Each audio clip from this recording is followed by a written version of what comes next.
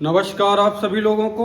आइए पाठ संख्या 23 की बात करते हैं। और हम अभी फलित ज्योतिष का पाठ पढ़ रहे हैं। राशियों के गुण और स्वरूप को समझ रहे हैं। जितना हम राशियों के गुण और स्वरूप को समझेंगे उतना हमें फलित ज्योतिष में आनंद मिलेगा और ज्ञान होगा। क्योंकि हमने अभी पूर्व के पाठ में आपको जो दो चीजें बताई थी कि ग्रह कितने डिग्री में उच्चांश बल प्राप्त करता है, कितने डिग्री में नीचांश बल प्राप्त करता है, यानी परम उच्चांश और परम नीचांश की बात हुई थी। इस चैप्टर में हम ये जानेंगे कि ग्रह जो होते हैं, तो हम अभी 7 ही ग्रह लेकर के चल रहे हैं और इसमें मूल त्रिकोण की कौन सी राशि है, कौन सा ग्रह है, यही चीज हम जानकारी करेंगे। तो आइए बताते हैं आपको। सबसे पहले हम ग्रह जानेंगे। तो हमारा प्रश्न है कौन सी राशि मूल त्रिकोण में है। तो सबसे पहले देखिए सूर्य, चंद्रमा, मंगल, बुध, गुरु, शुक्र, शनि, हम इसी की चर्चा करेंगे। तो अब सूर्य की जो राशि है, तो सबसे पहले बता दें मूल त्रिकोण का अर्थ कि क्या है। यानी कि ग्रह जब राशि में गोचर करेगा तो ज्यादा से ज्यादा मान लीजिए कि 30 डिग्री की हमने आपको राशि बताया, इसके आगे नहीं बताया। अब ग्रह कहां पर स्थित है, तो ग्रह का जो फल देना है कि ग्रह सबसे ताकतवर कहां होता है, तो सबसे पहले ग्रह उच्चांश में होगा। ये उच्चांश जो है, यहां से ज्यादा ताकत नहीं मिलेगी और इससे कम ताकत मिलेगी मूल त्रिकोण में। इतना आपको याद करना है कि इससे ज्यादा ताकत उच्च से ज्यादा कम, निम्न कम जो है मूल त्रिकोण में होगा और इससे भी कम अगर आप देखेंगे तो स्वराशि में होगा। इतना आपको याद कर लेना है। ये तीन चीज अब आप जो हमने बता दिया कि सबसे ताकतवर ग्रह जो है उच्च के होंगे, फिर इससे कम फल देंगे मूल त्रिकोण में, और फिर इससे भी निम्न कम स्वराशि में देंगे। तो देखिएगा सूर्य की जो राशि है सिंह राशि, एक ही राशि है। अब इसको हमने पढ़ा था कि ये विषम राशि है, पुरुष राशि है और क्रूर राशि है, अग्नि तत्व प्रधान राशि है, अचर राशि है। हमने इतना जाना। अब ये जो है 0 डिग्री से जब प्रारंभ होता है और 20 डिग्री में इसकी मूल त्रिकोण का जो है ताकत बताया गया है कि इस ग्रह को जब सिंह राशि में 20 डिग्री का होगा तब इसको मूल त्रिकोण की ताकत प्राप्त होगा। और 20 डिग्री से जब आगे जा रहा है 20 से 30 डिग्री, तो ये स्वराशि का हो जाएगा। तो सबसे पहले उच्च बल प्राप्त इसको जहां पर है तो हमने आपको बता दिया। अब इसके बाद देखिए चंद्रमा। तो सबसे पहले आप एक गौर कर लीजिएगा कि अगर आप चंद्रमा की जो राशि है, तो एक राशि सूर्य की है सिंह राशि और एक राशि चंद्रमा की है। तो चंद्रमा एक ऐसा ग्रह होता है कि अपने राशि में ना उच्च का होता ना तो मूल त्रिकोण की ताकत इसको प्राप्त होती। केवल 7 ग्रहों में यही एक ग्रह ऐसा है कि कर्क राशि में ना इसको उच्च बल प्राप्त हुआ ना तो ये जो है मूल त्रिकोण की राशि। तो कौन सी है? वृष राशि है।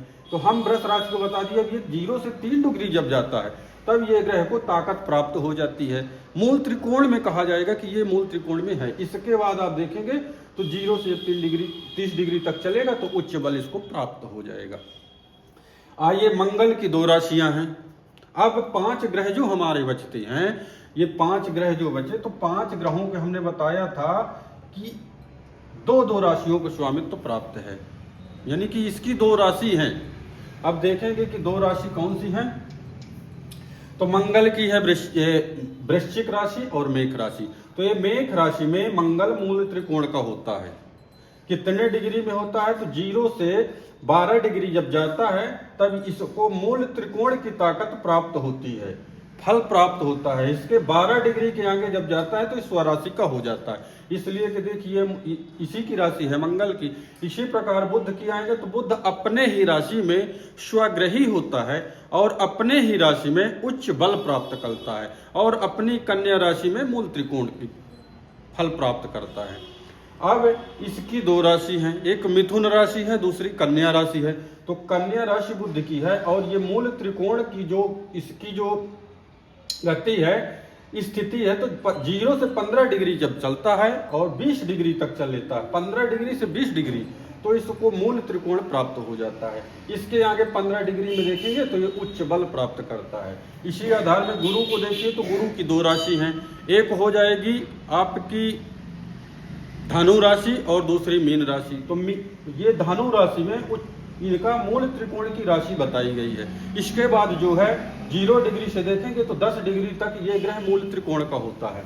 आगे जाएंगे तो 10 डिग्री से आगे जब गोचर करेगा तो 30 डिग्री में ये उच्च बल प्राप्त कर लेगा। इसी प्रकार आप आ जाइए तो शुक्र जो है, शुक्र की 2 राशियां होती हैं, एक वृष राशि है और एक तुला राशि। तो ये ग्रह तुला राशि में उच्च यानी कि मूल त्रिकोण की राशि है तुला राशि, और इसका आप देखेंगे तो 5 डिग्री से 30 डिग्री तक इसका स्वराशि होगा और मूल त्रिकोण 0 से 5 डिग्री में इस ग्रह को प्राप्त हो जाएगा। इसी प्रकार शनि को देखेंगे, शनि के 2 राशि मकर राशि है और कुंभ राशि। तो कुंभ राशि देखिए मूल त्रिकोण की राशि हो गई शनि की, और जब ये 0 डिग्री से 20 डिग्री तक रहेगा तो इसको मूल त्रिकोण में बल प्राप्त हो जाएगा। इसके आगे जाएंगे तो 20 डिग्री से 30 डिग्री तक इस राशि को उच्च बल प्राप्त हो जाएगा।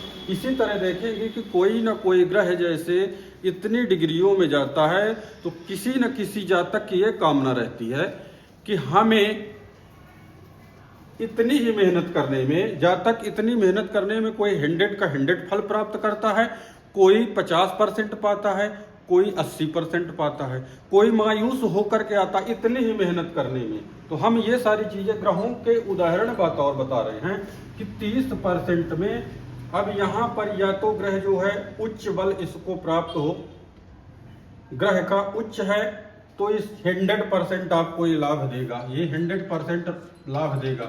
अगर मूल त्रिकोण का है तो 80% लाभ देगा, अगर स्वराशि का है तो ये 60% देगा। अब आप यहाँ से परिणाम निर्णय ले लीजिएगा कि ये ग्रह कहाँ पर स्थिति है। तो आपको सबसे पहले राशियों को पहचानना है और याद कैसे करना है, तो आप ये 2 राशि छोड़ दीजिए, चंद्रमा की और बुध की। तो देखिएगा कि चंद्रमा और बुध की छोड़ दें तो शेष राशियां विषम संख्या में आती हैं और हम हर एक ग्रह को एक राशि सम एक विषम इस तरह उसको प्राप्त है।